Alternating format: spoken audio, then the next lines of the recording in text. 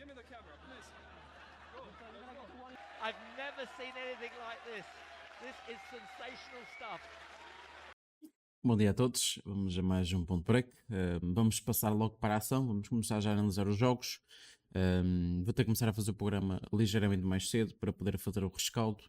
Já agora digam nos comentários se vocês gostam de ter rescaldo ou preferem um programa sem rescaldo, logo a partir para a ação, falar das apostas, falar dos jogos, para eu saber, porque eu acho que o rescaldo é muito importante para conseguirmos resumir aquilo que foi o dia anterior, traçar cenários, perfis dos jogadores, como é que jogaram, como é que não jogaram, que falhas é que cometeram, no futuro como é que podemos trabalhar melhor esses jogos, mas se vocês preferirem logo partir para a ação, até poupa-me trabalho, como a gente costuma dizer. Eu por acaso tinha feito um guião para falar dos jogos de ontem, mas pronto, como os jogos são mais cedo, vou partir aqui já para a análise dos jogos. Começamos aqui com o jogo do Lorenzo Musetti contra o Benotto Per. Este ano os dois jogadores já fizeram alguns jogos em terra batida. O Musetti já fez 3 jogos, venceu 2 e perdeu 1. O Per fez 3, perdeu todos. Ao longo da carreira dos dois, o Musetti o ano passado fez 29 jogos, venceu 17 e perdeu 12. Já o Benotto Per fez 22 jogos e apenas venceu 7. Sabemos que o Benotto Per é um jogador que tem capacidade, tem talento, mas como eu próprio já disse, não consegue pôr aquela cabeça a funcionar como deve ser, e por isso é sempre uma incógnita saber como é que ele vai jogar, porque se ele jogar o que sabe, de forma séria, encarar o jogo com responsabilidade, é um jogador bastante perigoso e faz com que esta odd, por exemplo, aqui do Musetti, esteja ligeiramente desajustada. Agora, pode ser um jogo para under 23,5, pode ser um jogo até para menos 3,5 aqui do Musetti, se o Benotto Pérez jogar o que tem vindo a jogar até aqui. Um jogador que vai lá só para receber o valor da primeira ou da segunda rodada e depois vai-se embora e tenta-se aproveitar do sistema que tem algumas deficiências. Como é que este mercado é vencedor? Um 6-4-6-4, por exemplo, porque é 12-8, fica com uma diferença de 4 jogos. Esse aqui poderia ser interessante se nós soubéssemos como é que o Pero vai encarar este jogo. Sabemos que o Pero joga em casa, o apoio do público e tudo mais. Por isso, é um jogo para ir ao vivo. Essa odd está completamente desajustada, na minha opinião, mesmo sabendo que é o Pero. Um modo 1,38 é um modo muito baixa. Eu aqui ficaria para o ao vivo e tentaria, na minha opinião, eu estou mais para o mais 3,5 do Benotto Per do que para o menos 3,5 do Lorenzo Musetti, mas é como eu disse, o Per é sempre aquele jogador que quando quer ganha qualquer um, quando não quer perde com qualquer um. Por isso pode ganhar a um Djokovic e pode perder contra um Zé Ruela qualquer. Nada contra os Zé Ruelas, foi uma força de expressão. Depois passamos aqui para o jogo do David Goffin, que assim parece-me aqui haver aqui algum sumo para se beber. O Leca venceu e bem o Bonzi que é League Loser e vai jogar contra o Danny Evans. Era um jogo que eu queria analisar, mas não vou conseguir. Vai começar dentro de 3, 4 minutos, mas diria que o Danny Evans vence o Bonzi e o Bonzi ainda vai ter sorte 2 vezes. Começando aqui com o jogo então do David Goffin contra o Leca. Este Leca é um jogador perigoso, este ano já fez bons resultados. Recordo que o Leca, por exemplo, no passado venceu, perdeu contra o Tsitsipas, mas por 2-1, teve bons resultados, perdeu contra o Bias, mas por exemplo venceu mais recentemente um Laxonen, venceu um Bonzi, Bonzi que até tem algum registro em terra batida. Já o David Goffin ganhou o título de Marrakech ao vencer o Molken por 2-1, e aqui a minha grande dificuldade, como já tinha dito ontem, é perceber como é que o David Goffin vai estar fisicamente, porque a final de Marrakech foi no dia 14, foi pegar na mala e viajar com o jet lag, com o cansaço físico acumulado, treinar e começar a jogar já 2 dias depois. E não sabemos como é que ele vai estar fisicamente. Vai jogar contra um jogador perigoso, um jogador que gosta de estar no fundo do corte a chapar a bola e também tem um serviço interessante. Esta odd, por esses fatores que eu acabei de citar, parece-me desajustada, por isso focaria-me aqui no mais 2,5 do Leica, ou então esperar para o jogo ao vivo, que eu acho que é o melhor nesses primeiros dias de Monte Carlo, esperar para o jogo e depois entrar. Até pode ser um jogo para o menos 2,5 até o menos 1,5 do David Goffin. E até esse menos 1,5 do David Goffin é muito interessante, e se eu tivesse que fazer alguma entrada, mesmo sabendo que o David Goffin pode vir desgastado, pela confiança de ganhar um título anos depois, porque ele teve muitos problemas físicos, a confiança muitas vezes pode fazer com que ele tente resolver o jogo o mais cedo possível, sabendo que depois o cansaço o pode atingir e aí as coisas podem se equilibrar um bocadinho mais. Acho que o David Goffin vai ter uma estratégia de tentar resolver o jogo o mais rápido possível e este menos 1,5 do David Goffin pode ter algum valor. Depois temos aqui o Rune contra o Karatsev. Um jogo também, na minha opinião, interessante, porque temos aqui um jogador que é capaz do melhor e do pior. Esse Karatsev, como já viram ele a jogar, é capaz de ganhar um Djokovic, mas depois é capaz de perder, por exemplo, com Johnson ou com um Bonzi, como já aconteceu em Marselha nos quartos de final. É um jogador que neste momento está a viver uma situação complicada, principalmente por causa daquela situação Ucrânia-Rússia. E lá está, os jogadores russos ucranianos, temos sempre ter este cuidado. Como é que isso está a afetá-los, como é que o público está a reagir a isso e como é que se expressa no corte. E isso é complicado. Agora, esta do OG Rune não está, na minha opinião, justa, antes pelo contrário, está muito desajustada. O valor para mim está do lado do Karatsev e até podemos pegar aqui no mais 2,5, por exemplo, caso seja necessário, embora para tu venceres com este handicap tem que ir a um tie-break. Podes ganhar num tie-break porque faz 14 e depois 12 e mesmo assim já, por exemplo, um 7-5 ou 7-5 já não dá, não é? Porque são 4 jogos. Por isso, a não ser que esteja à espera que o Rune ganhe 7-6, 7-6, esse handicap pode ser positivo, pode ser interessante. Fora isso, não vale a pena. No entanto, eu acho que o Karatsev não perde esse jogo. Eu ficaria claramente pela vitória do Karatsev. Porquê que eu digo isto? Porque, se formos a ver, o último jogo entre os dois foi este ano, em Marselha, em piso duro, e o Karatsev ganhou por 2-0, 6-3, 7-6.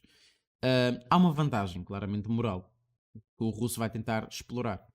No entanto, essa odd do OG Rune está assim porque o ano passado o OG Rune fez 58 jogos entre rebatida e venceu 41. O Karatsev, o ano passado, fez 15 jogos e venceu 9. Mas, por exemplo, em 2020, ele fez 42 jogos e venceu 34. Analisando os jogos do Rune em terra batida, pá, temos aqui os jogadores mistos. Temos challengers. Ele jogou challengers. E claro que a qualidade que se pratica é challenger muito dificilmente consegue chegar à vertente de ATP. Claro que tem aqui jogadores como o Pablo Andorrar, o Tarek Daniel, venceu o Taberner, por exemplo, venceu o Cecchinato, o Caruso, o Travaglia, mas a maior parte desses jogadores são jogadores de challenge, jogadores que dificilmente conseguem manter essa regularidade de resultados no circuito, um, no circuito normal. Por isso, parece-me a mim que é um bom registro, são muitas vitórias, 41 em 58. No entanto, todas elas são em categoria Challenger e isso é perigoso.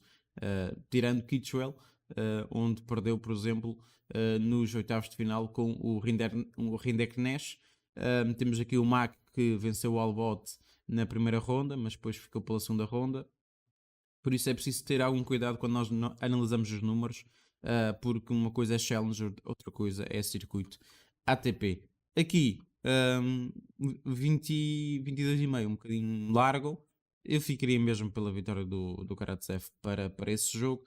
Depois temos aqui o nosso jogo do Lajovic contra o Dimitrov. Porque eu escolhi esse jogo? Dimitrov venceu o último jogo em Adria Tour 2, que é na Sérvia. No entanto, o Lajovic tem um bom registro em terra batida, embora nos últimos 2 anos a coisa não tenha sido muito famosa para o jogador sérvio. Basta ver que em 2021 fez 15 jogos e apenas venceu 6. Em 2020, em 19, venceu 7. No entanto, nos anos anteriores, tinha feito bons resultados. Recordo que em 2019, por exemplo, fez 24 jogos e venceu 14. De salientar que o Leovic o ano passado ficou pela primeira ronda, mas, por exemplo, em 2009 chegou à final onde perdeu com o Foninho por 6-3 e 6-4. Já o nosso amigo Dimitrov, o ano passado, em 8 jogos venceu apenas 3, em 2020 em 12 jogos venceu 7. No entanto, o Dimitrov também tem tido alguns problemas com os ares de Monte Carlo. Basta ver que o ano passado chegou aos oitavos de final, perdeu com o Nadal 6-1, 6-1. No entanto, vocês vão dizer, mas a oitavos de final é interessante. É, mas por exemplo, posso dizer que na primeira ronda apanhou um Struff, um jogador de relva, e depois apanhou um Chardy, um jogador da casa, um jogador perigoso. Aí sim, teve pano para mangas, mas não é nada por aí além. Já em 2019 chegou a uns oitavos de final outra vez, perdeu com o Rafa Nadal, duas sortes seguidas, nos oitavos de final apanhou o Rafa e perder.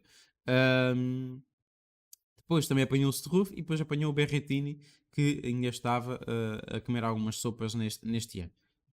Depois ainda teve aqui em 2018 umas meias finais, onde uma vez mais perde com o Nadal nas meias finais 6-4, 6-1.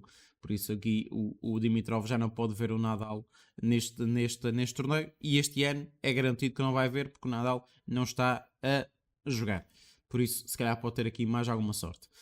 Falando de confronto diretos, o Leovic ganha por, Dimitrov ganha por 2-1. O Leovic ganhou um jogo que foi em Beijing, na China, em 2018, o mais recente, em terra batida, e o Dimitrov venceu por 2-1. No entanto, este Arabia Tour é diferente daquilo que nós temos visto.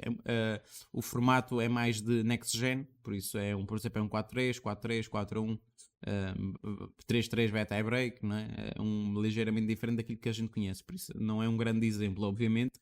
Aqui o Leovic vem de uma vitória frente ao Krajinovic, uma vitória interessante, motivadora, por 2-0. O Dimitrov beneficiou da descida do Basarsvili quando tinha ganho o primeiro set, mas depois o jogador adversário acabou por desistir. O que é que nós podemos explorar aqui? Um over 21,5, sabendo que a tendência é para jogos longos entre os dois. Por exemplo, mesmo na altura que o Dimitrov ganhou em piso duro, foi 7-6, 6-4. No jogo mais recente entre os dois, no formato normal, o Leovic venceu por 6-4, 2-6 e 6-4. Por isso, aqui pode ser interessante o 21,5 e explorar, por exemplo, um handicap, dependendo aqui do handicap. Pois, olha, o handicap 3,5, 4,5 poderia ser interessante. Ficaria-me pelo 21,5 aqui, que parece-me interessante de explorar. Depois, por último, desta manhã de Monte Carlo, vamos falar do jogo que para mim pode ser algo polémico. É o jogo do Fábio Foninho contra o Stefanos Tsitsipas. E porquê que eu digo que é algo polémico? Porque o Tsitsipas venceu os últimos 3 jogos entre os dois jogadores. Só um deles foi em terra batida, que foi em Roma em 2019. Venceu por 6-4, 6-3. O mais recente, por exemplo, ainda no Elas, em piso duro, já foi bastante mais equilibrado. O Foninho ganhou o primeiro set por 6-2 e perdeu os restantes por 6-3 e 6-4. Este ano o Fábio Foninho já tem 7 jogos realizados em terra batida, venceu 5, que há aqui uma adaptação maior por parte do italiano à terra batida do que propriamente o Stefano Tsitsipas, que vai fazer o primeiro jogo e tem aqui um aspecto importante: ele é campeão em título, tem esta pressão de defender 1000 pontos e a tarefa não vai ser nada fácil. E pode começar já aqui hoje com o Fábio Foninho a se transfigurar em terra batida, e é um jogador perigoso, pode perder, e é o mais certo, e o mercado também indica isso. No entanto, é um jogador que vai criar dificuldades ao grego, não tenho a mínima dúvida disso. Acredito que pode conquistar um set, porque vimos isso, por exemplo, ainda no Elas o ano passado, e é uma superfície que os dois, não é a melhor superfície dos dois, mas mesmo assim foi um jogo bastante equilibrado. O Fábio Foninho, o ano melhor do Fábio Foninho foi mesmo 2018, onde até chegou a ganhar Monte Carlo. E tivemos aqui, por exemplo, o Stefano Tsitsipas, que o ano passado fez 28 jogos em terra batida e venceu 23. Claro que é preciso sempre analisar esses números como é óbvio, porque o ano passado, em termos de títulos, o Tsitsipas ganhou 2 títulos o ano passado. No entanto, por exemplo, é terra batida o ano passado, posso dizer, ganhou perdeu, por exemplo, o Roland Garros para o Novak Djokovic, esteve a ganhar 2 sets a 0, tinha ganho 7-6 e 6-2 e depois perde 6-3, 6-2 e 6-4.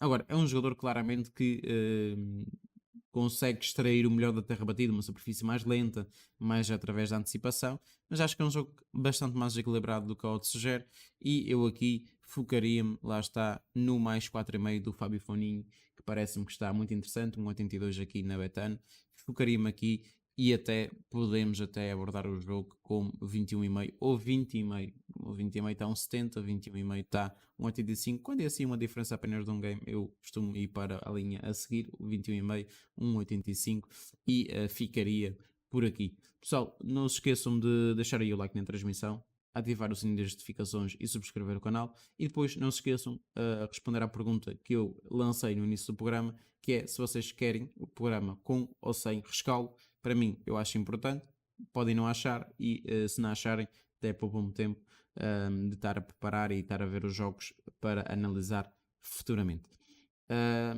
E vemos numa próxima oportunidade.